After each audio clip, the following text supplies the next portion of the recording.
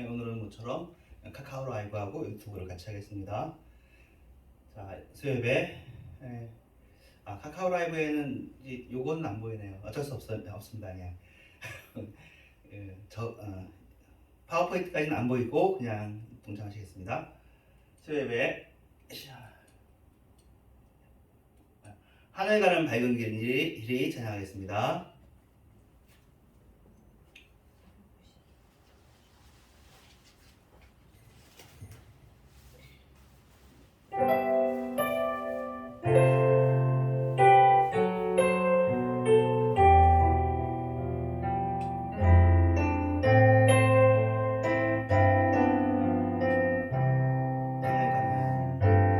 하늘 가는 밝은 길이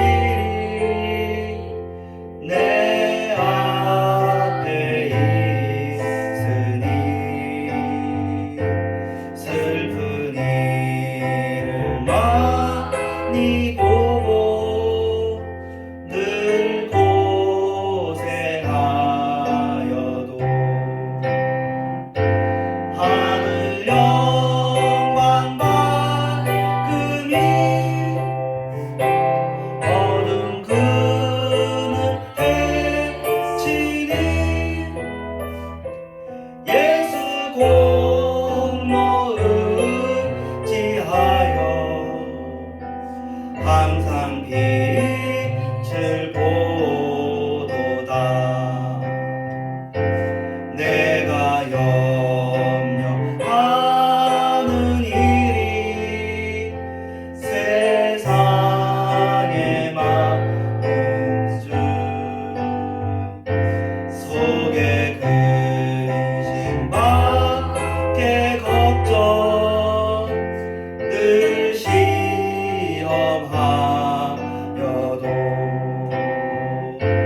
예수 보배로 운길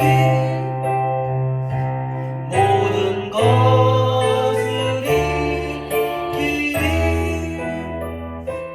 예수 공로 의지하여 항상 이기리로다. 내가 전성 바라보고 가까이 왔으니 아버지의 영광 집에 나 쉬고 싶도다. 나는 부족하여도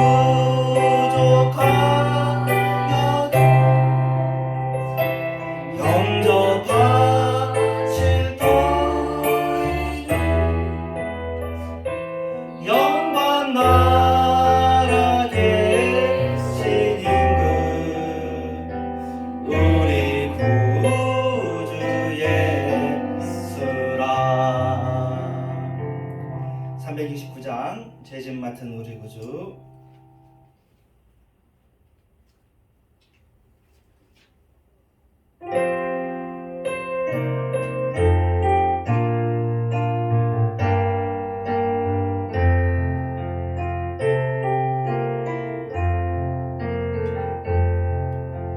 죄짐 맡은 우리 구주 어찌 좋은 친구인지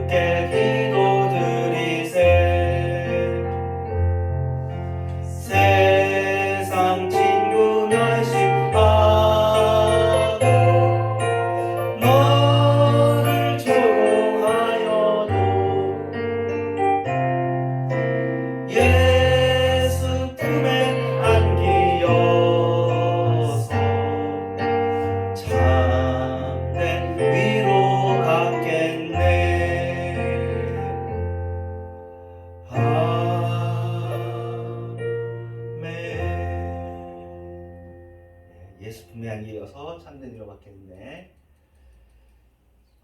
이 시간에 기도할 때에 이제 곧 부활주일과 고난주간을 맞이하고 있습니다.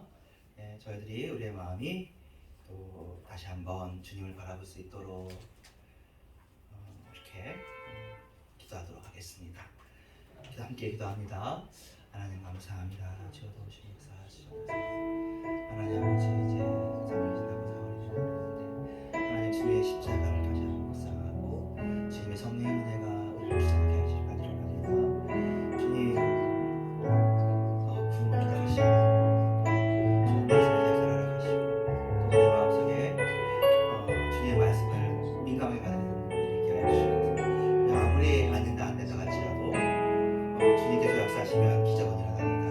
교회 다시 회복됨을 일어납니다. 교회 부흥은 일어납니다. 주 역사하여 주시옵소서. 부흥 일어나게 하여 주시옵소서. 부흥 일어나게 하여 주시옵소서. 다시 한번 회복되게 하여 주시옵소서. 회복되게 하여 주시옵소서. 회복되게 하여 주시옵소서. 주님께서 역사하심을 통해서 아버지 우리의 마음 다시 주님을 바라보고 주님에서 하나님의 회복을 들어오겠습니다. 역사하여 주시옵소서. 또하시길 간절합니다. 오늘도 이 시간에 또 초대교회 한국의 초대교회 목사님들의 말씀을 나눌 때에 그 말씀을 통해서도 은혜가 있게 하여 주시옵소서. 감사드리고 예수님의 이름으로 기도합니다. 아멘. 네, 우리가 지난주에 이제 이거 십자가 유산 그리고 다음 세대 이걸 가지고 이제 했습니다. 설교도 있고 뭐 다음 세대 글도 있고 묵상 노트도 있는데 다음 세대 글 읽어보시고요. 참고로 다음 세대 글은 뭐 여러 사람들이 귀하게 쓰긴 했는데 좀 더 젊은 사람이 썼어야 됐다 그런 생각이 합니다. 나이 든 사람이 다음 세대에 얘기하는 거 이제 그만하고 이거 대표들이 다 글 썼는데 요새 젊은 사람들 여러 가지로 유튜브도 하면서 애쓰고 있는데 30, 40만 해도 젊은 사람이잖아요. 여기 글씨 쓴 분들은 다 50 넘으신 분들이라 40대도 있겠지만 어쨌든 자 그만 얘기하고 길선주 목사님 얘기하겠습니다. 지난주에 우리가 두 분 보았는데 길선주 목사님하고 이성봉 목사님이었어요. 설명은 했지만 한 번 더 볼게요. 길선주 목사님 오늘 보니까 독립협회 발기인도 하셨더라고요. 안창호 선생님하고 친한 분인 거야. 도산 안창호 그 시대 분이고 그리고 3.1운동 민족운동의 대표였습니다. 그랬는데 이분이 이제 찾아보니까 33인 중에서 두 사람은 완전 친일파가 돼버려서 이 사람은 논의의 여지가 없고 이분이 제일 마지막에 이제 독립유공자가 됐어요. 근데 독립유공자가 된 이유가 그때 집회 때문에 참석을 못했어. 그날 그게 무슨 회관인데 그 회관에서 모임을 하고 낭독을 했는데 이게 그 사람들에게 이 선언서들을 다 복사해서 나눠주고 그래서 천안을 포함해서 아우르장 더 여러 곳에서 독립운동이 일어난 거 아니에요. 우리가 자주 독립을 선언하노라 한 거잖아요. 지금으로 치면 미얀마예요. 미얀마 홍콩에서 막 민주화운동 하는데 막 사람들 쏴 죽이고 그래가지고 지금도 미얀마 이렇게 다 되어 있고 시리아에 있고 그 상태가 1919년 뭐 일본이 와서 이거 아무 일도 아니다 막 하고 막 그렇게 하는 그런 상태인데 이제 그 나중에 사료가 발견됐어요. 이분이 옥고를 치른 거야. 그래도 그때 참석을 못 해가지고 미안하다고 얘기하고 이제 그래도 이름은 넣는 거. 이 사람이 이분이 두 번째로 이렇게 이름을 쓰셨어요. 굉장히 필요한 분이었어. 1919년에 이제 1907년에 이분이 목사 안수를 받으셨거든요. 근데 목사 안수 받으신 7분 중에서도 귀한 분이었어. 여기도 쓰려고 했는데 관교를 믿었어요. 관교가 뭐냐면 관우를 믿는 거래요. 근데 고종이 이 관교를 굉장히 장려를 했대요. 지금이야 우리나라에는 없어진 종교지만 중국에는 지금도 힘이 있는 도교 운동 중에 하나거든요. 삼국지의 유비 관우 장비인데 삼국지의 한 사람을 보지 않고요. 관우를 장군의 어떤 상징으로 봐요. 무장의 상징으로. 근데 그 관자가 이렇게 걸어장군 관이니까 우리나라를 이제 정말 관우 같은 사람이 힘이 있어서 지켰으면 좋겠다는 그런 것을 고종 황제도 장려하고 그랬대요. 이 사람이 그 도교 내에서 뭐 체험도 하고 그랬어요. 근데 그걸로는 안 되는 거예요. 그리고 이분이 딱 개종해가지고 기독교로 와서 거의 7명이 졸업했거든요. 그 중에 대표시고 그리고는 1907년 장대현 교회 부흥운동에도 이분이 대표, 이분이 시작되고 했으니까 한국교회를 대표하시는 분이에요. 근데 그런 분이 1919년에 그 당시에는 한국 교회가 100만 명이 안 됐습니다. 100만 명 구역 운동을 했어요. 근데 30에서 70만 이렇게 왔다 갔다 했겠죠. 정확한 숫자는 제가 잘 모르지만, 자 1907년 평양 대비 운동 그거 얘기했고, 한 가지 더 얘기하면 오늘 보는데 세 분의 아들이 있어요. 아들이 있는데 첫 번째 아드님이 독립운동을 하다가 일찍 죽었어요. 그래서 이분이 민족운동 쪽으로 나가려다가 조금 그게 너무 많은데, 이분이 되게 귀한 분이었나 봐요. 첫 분이 배고인 사건에 연루돼가지고. 두 번째 분이 목사님이셔요. 이분도 귀하게, 이분은 아버지 자손으로 쓰고, 세 분은 미술가야. 미술가인데 이분은 나중에 북한으로 가. 그래서 북한에서 미술 활동을 해. 그래가지고 이제 한국에서는 북한에 끌려서 갔거나 죽었으면 괜찮지만 자발로 넘어갔으면 변절자잖아요. 남한의 입장에서는. 북한의 입장에서 그럴 거고, 그거 아직 남북이 아직 대치 상태니까. 그래서 이제 그런 게 좀 시시되고 있고 그렇다고 합니다. 길선주 목사님의 설교 우리가 지난주에 읽었고요. 이성봉 목사님의 설교를 읽었어요. 이성봉 목사님은 성결교 부흥사라고 하는 게 아주 그분의 닉네임이 맞고, 한국의 무디라고요. 공부를 많이 못했고 신발 닦기였는데 주일학교 선생님한테 이렇게 너 예수 믿자 해가지고 가서 보니까 너무 좋은 거야, 복음이. 그래가지고 자기도 반을 꾸렸어. 그리고 사탕을 나눠주면서 전도를 했는데, 그 사탕 때문만이 아니라 이분이 아주 말을 잘하고 또 복음을 단순하게 자신감 있게 말을 해가지고 미국의 대부흥 운동의 주역이거든요. 그래서 무디처럼 전도하는, 그러니까 하루라도 전도하지 않으면 잠을 안 자는 그런 스토리의 주인공이 이 무디예요. 한국의 무디라고 불렀던 분이고, 이분은 그리고 신유를 굉장히 많이 강조하고 치유를 강조했대요. 그래서 우리나라가 최근까지도 많이 있었잖아요. 그래서 이런 것들의 영향이 이분한테 있습니다. 자, 오늘은 세 번째 김치선 목사님 글을 볼 텐데, 책을 이제 보시고, 책을 먼저 본 다음에 이걸 읽죠. 자, 김치선 민족의 눈물이라는 글. 마태복음 23장 7절부터 37절부터 38절입니다. 예루살렘아 예루살렘아 선지자들을 죽이고 내게 파송된 자들을 돌로 치는 자여, 암탉이 그 새끼를 날개 아래 모음같이 내가 너의 자녀를 모으려 한 일이 몇 번이더냐. 그러나 너희가 원하지 아니하였도다. 보라, 너희 집이 황폐하여 버려진 바 되리라. 눈물이라는 것은 절절한 마음인 거죠. 그리고 그 대상에 대한 사랑이 포함되는 거잖아요. 그러니까 민족을 위해 흘리는 눈물 역시 그런 거죠. 모세가 민족을 위해서 눈물을 흘렸잖아요. 너로 새 민족을 지으랴 했더니 아닙니다. 하나님 당신을 위해서 그러시면 안 되고 이 민족을 다시 한번 용서해 주십시오. 그렇게 했잖아요. 예레미야가 눈물을 흘렸을 때는 이 나라가 망해야 된다는 것을 너가 얘기해라. 70년 후에 돌아오지만 안 된다. 너무 죄를 많이 지었고 돌아올 마음이 없다. 내가 여러 번 불렀지만 돌아오지 않고 회개하지 않는다. 그래서 예레미야가 이 사람도 여린 사람이고 어렸을 때 선지자가 된 사람인데, 정말 그리고 또 이 사람이 눈물을 흘릴 수밖에 없는 게, 하나님의 말씀도 가슴 아프지만 이 말씀을 전했을 때 민족의 반응이 더 가슴 아픈 거예요. 민족이 이 사람을 때려. 내가 맞는 말을 했는데 왜 때려? 감옥에 가도. 그리고는 거짓 선지자의 말을 막 세워.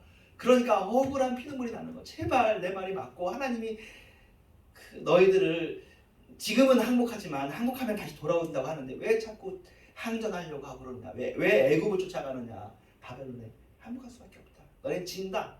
그런 얘기를 해서 피눈물을 흘렸죠. 그래서 마태복음 23장은 예수님이 구약을 인용한 건데, 암탉이 병아리를 날개 아래 품듯 여러 번 했지만 너희가 내 말을 듣지 않았다. 그래서 너희 성이 험한 나물이라고 했는데, 이 이야기가 너네한테도 예수님 당대 너희들도 이렇게 될 것이다. 너희들도 험한 나물일 것이다. 너희들을 향해서도 예레미야 때만 아니라 여러 차례 선지자를 불렀지만 너네들이 또 말을 듣지 않는구나 하는 마음이 예수님의 마음인 거예요. 정말 예수님이 이게 스파랑크스라고 제 원어가 있는데, 애절한 마음이 찢어지는 북받쳐 흐르는 눈물이 있었어요. 그래서 그의 눈물이 죽은 자를 살리겠다고 김치선 목사님이 설명합니다. 그리스도의 눈물이 이 본문하고 바로 연결되는 건 아니지만은 마르다하고 마리아가 아니다. 이 본문하고 바로 연결돼요. 맞아요. 마르다하고 마리아 그리고 나사로 본문에 이 본문이 연결됐어요. 23장 맞습니다. 나의 오라비가 죽어서 장사 지낼 바 되었습니다. 눈물로 하소연합니다. 주변의 무리도 따라옵니다. 그러니까 예수님께서 울으셨죠. 성경에는 울으니까 저 옆에 있는 사람들이 저 사람이 죽은 자는 살리지만 나사로는 못 살리나 보다 그렇게 얘기하기도 하고 좀 더 일찍 와서 살리지 죽어가던 중이었으면 살릴 수 있을 테니까 죽지 않았냐. 죽은 지 사흘이 되었다 얘기하거든. 썩어서 냄새가 날 정도였는데 예수님께서 일부러 늦게 오신 거가 맞죠. 그래가지고 나사로야 나오라 하니까 예수님 때는 돌이 딴 때 굴러서 했지만 마치 돌을 막 밀치고 나오듯이 나사로가 일어 나오는. 그래가지고는 눈물이 변하여서 기쁨이 되는. 그리고 그 나사로가 살아서 여러 사람들에게 복음을 전하고 나중에 그 나사로가 나중에 죽죠. 그러니까 이 나사로의 부활이 첫 부활이라고 할 수는 없어요. 예수님의 부활이 첫 부활인 이유는 다시 죽지 않는 부활이기 때문에 첫 부활체고 나사로는 죽었다가 다시 살아났지만 그 부활체는 나중에 또 그의 생애 기한을 다 마치고 죽었죠. 나인 성 아들도 마찬가지고 야이로의 딸도 마찬가지입니다. 그래서 그 눈물이 나사로를 수생시켰다. 예루살렘의 눈물도 예루살렘의 과거와 현재와 미래의 죄악까지 대신한 거였다. 십자가에서도 예수님께서 인류의 과거, 현재, 미래의 백성을 구원하는 사업을 성취했고 최후 승리를 가져왔다. 그리고 한 개인, 민족, 인류의 죽음을 생명으로 바꾸신 분이셨다. 그러므로 우리 역시 무덤에서 죽어가서 썩어가는 우리 민족을 부활 생명으로 바꾸는 생명의 우물을 만들자. 이렇게 했어요. 예, 이분의 대표 설교예요. 그리고 이분이 이제 조금 있으면 설명했는데 눈물에 이제 말씀 전하시는 분인데 그래가지고 그다음 그래서 그리스도의 눈물이 밴 채 일어나라 했더니 배옷에 잠겨있던 나사로가 다 일어났잖아요.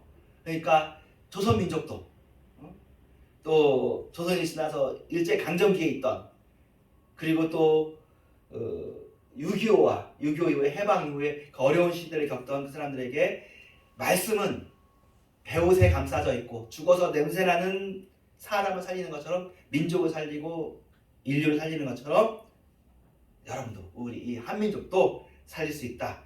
부패를 쪼개고 사망을 쪼개고 생명으로 익힐 수 있다. 그래서 세상 사람의 눈물로는 생명의 역사를 이룰 수 없지만 생명의 말씀이신 주님의 말씀은 생명을 살린다.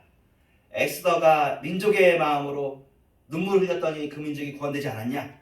우리도 우리 민족을 구원하기 위해서 이 구영 사업에 헌신하자.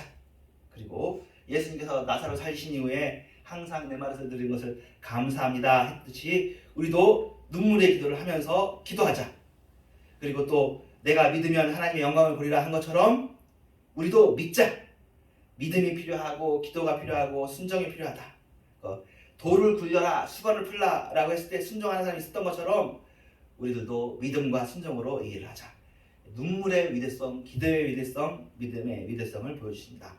기억하자. 민족을 위해 하나님께 눈물로 호소해야 될 사명이 우리에게 있다. 민족의 복음화를 위해 민족의 눈물로 제단을 쌓아 우리 민족을 그리스도에게로 이끌어 갑시다 하는 설교를 한 거예요. 설교가 짧게 문장에 이루어져서 좋네요. 이분은 현재 안양대, 옛날 대신대를 설립하신 분이에요. 대신 교단에 이제 주춧돌로 오신 분이시고요. 이분도 3.1운동에 참여했어요. 아까 길선주 목사님은 대표고 그 당시에는 이분은 어린 분이에요. 어린 분이고 어렸을 때 참여해가지고 있고 그래서 이분의 별명은 한국의 예레미야. 여기도 써 있는 것 같은데 여기 한국의 예레미야 안 써있나? 네. 한국의 예레미야 김치선 목사님이시고 이분이 300만 전도 운동을 했어요. 길선주 목사님 때 초대교회 때는 100만 구령 운동이었고 이때는 100만이 넘어간 거예요. 그래서 300만 구령 운동을 했고 그 300만 우물을 하자 그런 운동을 하고 이게 그 설교입니다. 예, 지금은 300만이 넘었죠?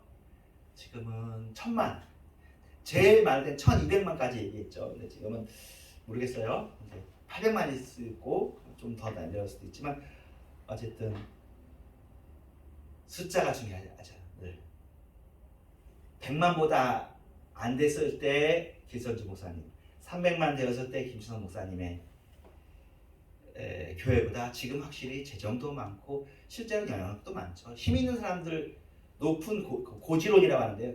고지를 기독교인들이 많이 차지했습니다. 근데 차지하면 뭐예요? 그렇죠? 그렇다고 지금이 나쁜 건 아니에요. 이것도 귀하고 감사한 거고 돌이켜 감사해야 될 일이고, 그런데 이때 상황 속에서 우리가 또 부응하고, 이때 상황 속에서 회개하고, 이때 상황 속에서 기도를 해야 되겠죠. 이분들은 나름대로의 상황 속에서 기도하면서 돌파해 나가는 것처럼 우리도 그렇게 해야 돼요. 이게 계시록의 7교회잖아요. 에베소 교회 상황이 있고, 두아데라 교회 상황이 있고, 저희 교회 상황이 있어요. 지금 한국 교회에서도 여러분 절망하지 마십시오. 절망할 일이 아닙니다. 욕먹는 거, 욕먹으면 어때요?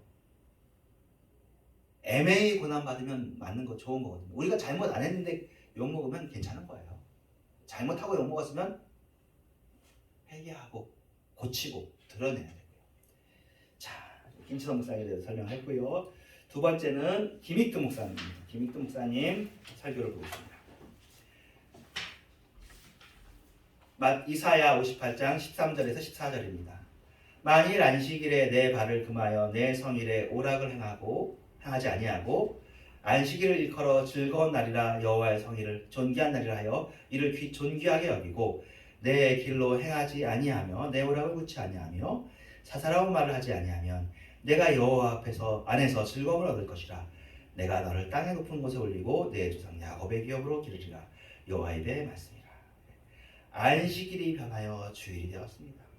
십자가에 못 박혀 죽으시고 안식일까지 무덤에 계시던 주님께서 안식 후 첫날 살아나셨기에 우리는 더 이상 율법의 안식일이 아닌 주님이 다시 살아나신 이 일을 안식 후 첫날을 안식일로 지킵니다. 주일은 주님의 날, 우리 지금 예수님의 날이라서 주일인 거예요. 은혜의 안식일이지 율법의 세상이 사라지고 은혜의 세상이 되었음을 선언하는 징표입니다. 그럼에도 불구하고 주일을 지켜야 되는 첫 번째 이유는 하나님께서 사람으로 하여금 자신을 본받게 하려 지으셨기 때문입니다. 하나님께서 천지 만물을 지으시고 하루를 쉬셨죠. 우리도 하나님을 따라서 엿새 동안이라고 하루 쉬어야 되겠습니다. 하나님이 되겠다가 아니라 하나님을 따르겠다는 좋은 것입니다. 하나님께서 마지막 날을 안식 후 첫날인데 우리한테 안식 후부터 시작했다는 얘기 지난번에도 했죠. 샤바트. 하나님은 일하시고 마지막 날이었지만 그리고 다시 또 이거 궤도를 만들어가지고 계속 그것이 반복되어지죠. 근데 우리는 지어지자마자 우리 6째 날 마지막에 지었으니까 지어지자마자 쉬고 시작하는 거죠. 기쁨으로 시작하는 그런 것입니다. 그리고 우리에게도 안식일을 지키라고 했으니까 그렇죠. 사실은 이 뒤에 있는 글들처럼 저는 하지는 않을 것 같아요. 근데 이분은 또 이게 그 당시에 필요했으니까 이렇게 했겠지만 사실은 구약에서는 이제 십계명이 2번 기록되어지는데요. 처음 기록될 때는 출애굽한 날이기 때문에 지키라고 하고요. 두 번째 기록할 때는 순서는 뒤바뀔 수 있지만 두 번째 기록할 때는 이것이 창조 후에 쉬셨기 때문에 하나님께서 이 날을 기록하여 기념하라고 했기 때문에 쉬라고 합니다. 창조의 날, 구원의 날이 안식일이에요. 구약에서. 지금은 이제 토요일이거든요. 실제로 토요일 유대인 토요일인데 지금은 주일은 역시 창조의 날, 구원의 날이에요. 예수님 안에서 우리가 새로운 창조가 되었으니까. 역시 창조의 날, 구원의 날이죠. 이전 것은 지나갔으니까 보라 새 것이 되었고 우리를 진짜로 그전에는 출애굽, 애굽의 포로에서 구원되는 거였지만 세상의 포로, 죽음의 포로, 인생의 포로 된 데서 구원받았습니다. 역시 두 가지 의미로 우리는 안식일을 지켜야 됩니다. 자, 근데 김익두 목사님이 이렇게 얘기합니다.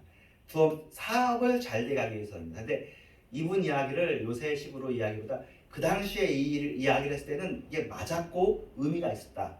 긍정적으로 받아들이시기 바랍니다. 하루를 쉬면 사업이 잘못될 줄 알지만 실은 사업이 잘 되고 진보합니다. 서양에 잘 사는 이유는 우리처럼 매일 일함으로 지쳐있기 때문이 아니라 모두 함께 쉬는 날이 있기 때문입니다. 사실은 발상의 전환이죠. 농사 짓는 사람 쉴 날이 없잖아요. 그쵸? 날이 매번 날씨가 바뀌어. 그러면은 비가 오면 막 해야 되고 그런단 말이에요. 근데 이 중에 7일 중에 하루를 쉰다는 것은, 교회를 가고 예배를 드린다는 것은 굉장한 복음인 거예요, 사실은. 그런데 얼마나 겁이 나요. 농사 잘못될 것 같잖아요. 그리고 주로 농사고 나머지는 가게를 다니시는 분들이 계실 텐데, 가게 하시는 분들은 자기가 가게에 종업원이면 모르겠지만 가게 주인인 사람은 종업원을 세워가지고 일을 한 번이라도 더 하게 하면 훨씬 좋잖아요. 그런 생각이 당장 들죠. 그런데 그렇게 하지 말라. 주일을 쉬어도 걱정하지 하나님께서 잘 되게 해주신다. 그리고는 서양 사람들 예를 들어주는 건 굉장히 잘하신 거예요. 예. 이거 뭐 기복신앙이라고 우리가 쉽게 폄하할 일이 아니라 이거는 굉장히 귀하게 적절하게 이해하신 거예요. 세 번째로, 주일은 안식일을 계승 발전한 날이고 안식일 기점은 현재의 계명입니다. 하나님께서 너희 일은 하루만 하셔도 일은 하루만 해라 라고 해도 할 말이 없는데 한 주에 하루를 지키라는 것마다 고치면 신앙적 도리에 어긋납니다.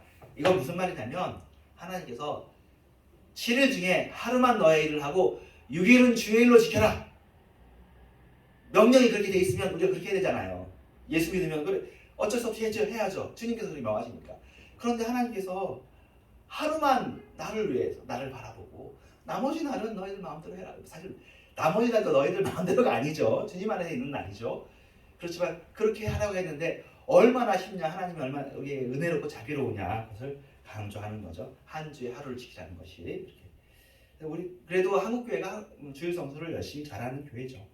자, 네 번째로, 우리의 영혼을 수양하기 위함입니다. 한 주 동안 육신의 사업을 하다 보면 우리의 영혼이 텁텁해집니다. 따라서 주일을 범하는 사람은 영원 자라나지 못합니다. 그렇죠. 쉬는 것만으로도 또 하나님의 말씀을 듣고 찬양하고 이런, 이게 사실은 뭐 한 주가 빠지고 한 달이 빠지면 이게 좀, 우리가 다, 여러분 다 주일날 예배드리고 수요일에 예배드리지만 우리가 그걸 못 드리는 상황이 있다고 쳐봐요. 우리는 사실은 온라인으로도 드렸지만 진짜로 못 드리는 상황이 된다면 정말 그럴 것 같아요. 네. 정말 이게 예배가 너무 두려울 것 같아요. 네.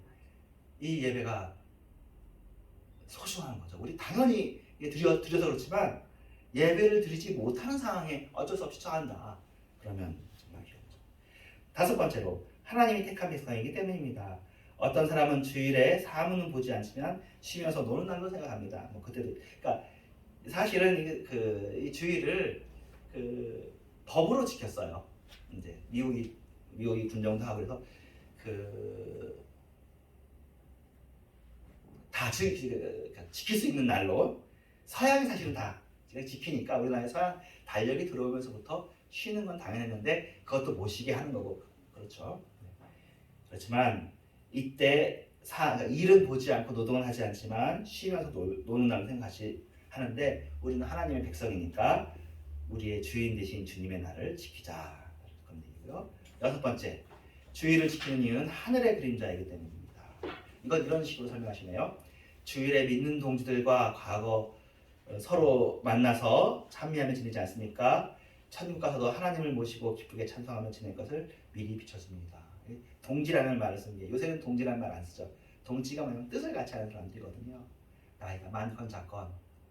뭐 사실은 뭐 요새 친일이라는 단어가 제가 이슈가 되고 있는데, 친일이라는 단어 자체는 사실은 도덕하고 무관하죠. 친미, 친일, 친중, 뭐 친소 이럴 수 있는 거잖아요.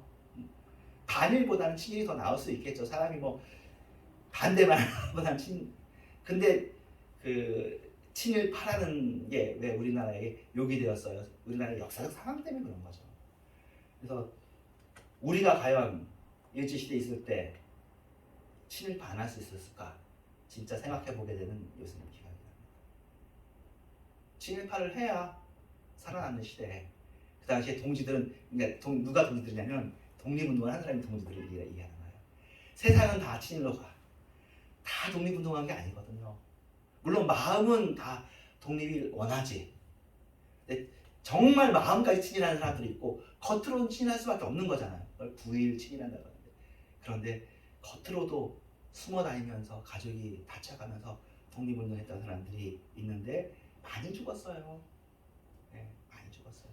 저쪽에 보면 중국에 보면 이제 독립운동한 사람들이 갔던 지역들 있잖아요. 북만주 지역에 거기 보면 10대, 20대, 30대까지 거의 못 살아. 죽어. 남자고 여자고. 사진이 남아있기도 하고 안 남아있기도 하고. 예, 많이 죽었어요. 그러니까 그런 분들은 진짜 천국 가서 하나님을 모시고, 그리고 기독교인들이 독립운동 많이 했고요. 천국 가서도 하나님을 모시고 기쁘게 찬송할 것을 미리 비춘다는 말이 정말 가슴이 저릴 거예요. 나보다 먼저 죽은 동지들을 생각할 때.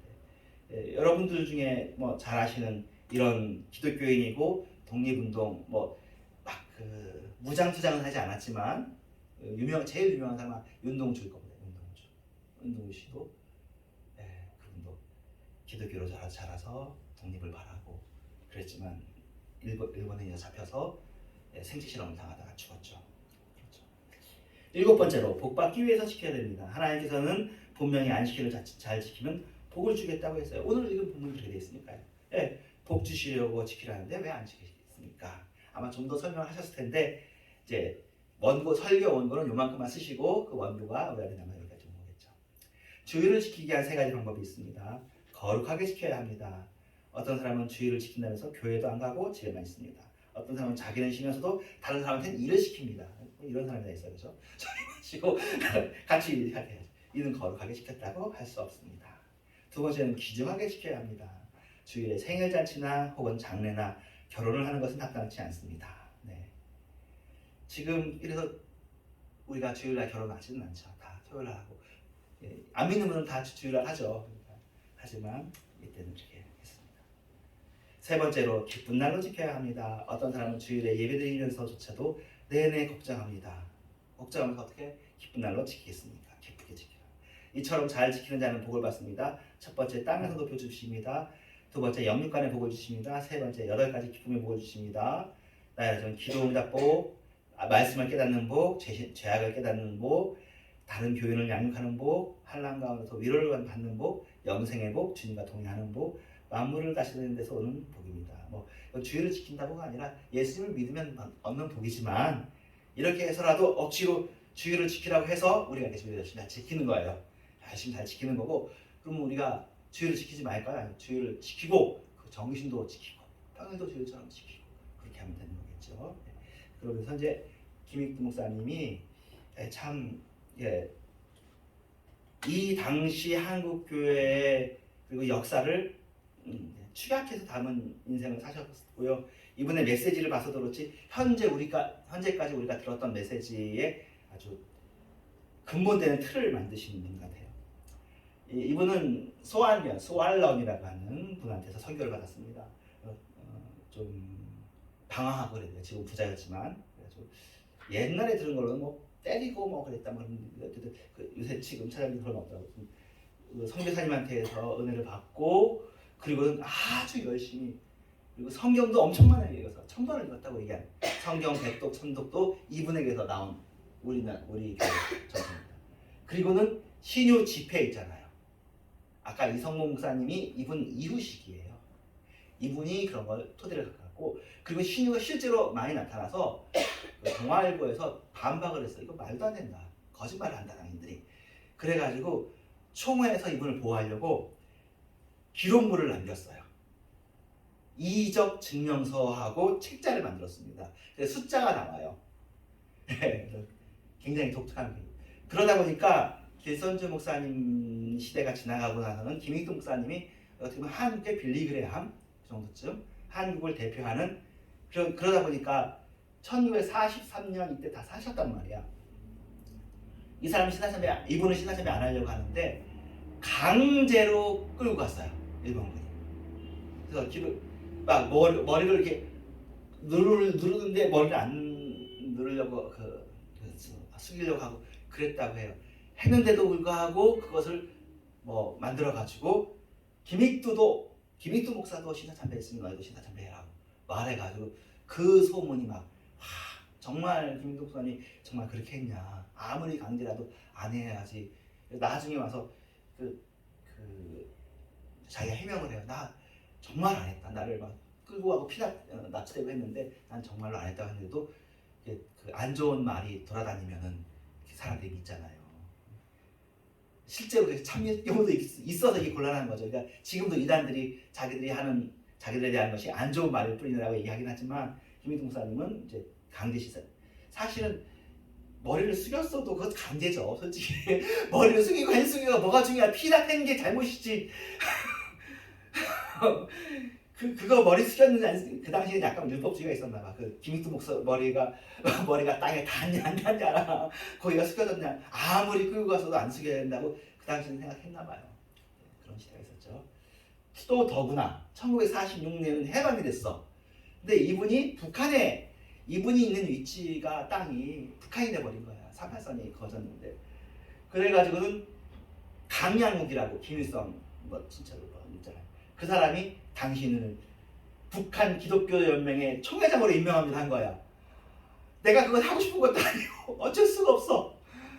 자기도 이거 나는 복음에 있는 사람이지 무슨 우리 사람들이 다 김일성 안 믿었다고 그러잖아요. 김일성 장군이 있다는 얘기 들었는데 이게 무슨 시퍼런 사람이 무슨 김일성이냐. 그래서 김일성이라는 책자가 나오고 김일성이 실제로 독립운동을 했던 것은 사실인 것 같아요. 그 독립운동이 항일 투쟁이긴 했고 그 소련하고 연결됐던 것은 사실이긴 하는데 어쨌든 그것이 이 사람을 통해서 와전된 김일성인지 아니면 진짜로 우리의 이름을 전혀 다른 김일성이 있을지는 알 수 없지만 정말 불태전의 명장 김일성이라는 이름을 이 사람 본명은 실제 김일성은 아닙니다. 이 사람 김성주라는 사람인데 그 사람이 이제 자기를 이용하려고 하니까 그게 얼마나 힘들어요. 이것도 욕먹었죠. 그리고는 다행히 1950년에는 공산군 전쟁이 났을 때 피살을 당하셨어요. 이것마저도 안 당하셨으면은 더 힘들었겠죠. 그래서 이제 우리가 김익동 목사님을 얘기할 때 편안하지 이건 되게 위험한 거거든요. 얼마나 이거 팔아먹겠어. 저것도 팔아먹는데 신사참배했다고. 어떻게 보면 정말 힘든 세월을 보내시고 우리도 지금 이 시대에 참 이분들의 고생하는 것 덕분에 자유롭고 평안한 시대를 누리는데 근데 오늘도 이제 누구 통화하면서 얘기했는데 지금 혐오의 시대예요. 혐오의 시대. 정말 혐오를 왜 이렇게 남을 미워하는지 몰라. 정치적으로도 그렇고 세대 간에도 그렇고 남녀 간에도 그렇고 그리고 우리끼리니까 얘기하지만 잠재적인 우리 안에 인종차별이 지금 깔려 있는데 우리끼리라서 얘기를 안 하는데 너무너무 안 좋은 인종차별이 우리 안에 깔려 있어요. 다문화에 대해서 멸시하는 것들이 깔려 있어요. 큰일 나거든요. 우리가 전 세계적으로 소수민족인데 우리가 조금 선진국이 되었다고 해서 자칫하면 우리 안에서 히틀러 나타납니다. 외국인 노동자들이 우리의 일거리를 뺏어간다. 얼마나 좋은 주창거리인지 몰라요. 외국 사람을 추방하자. 독일이 그렇게 하고 지금 영국이 그렇게 해가지고 브렉시트 했는데 그러기 쉬운 거거든요. 우리는 우리끼리 잘리냐? 왜 외국 사람한테? 참. 하지만 이 시대는 이 시대대로 그래도 주님의 뜻은 사랑이고 이해고 겸손이고 그렇잖아요. 예수님은 온유와 겸손하신 분이시니까 여러분도 온유하고 겸손하게 그리고 말씀을 중심으로 사시기를 바랍니다.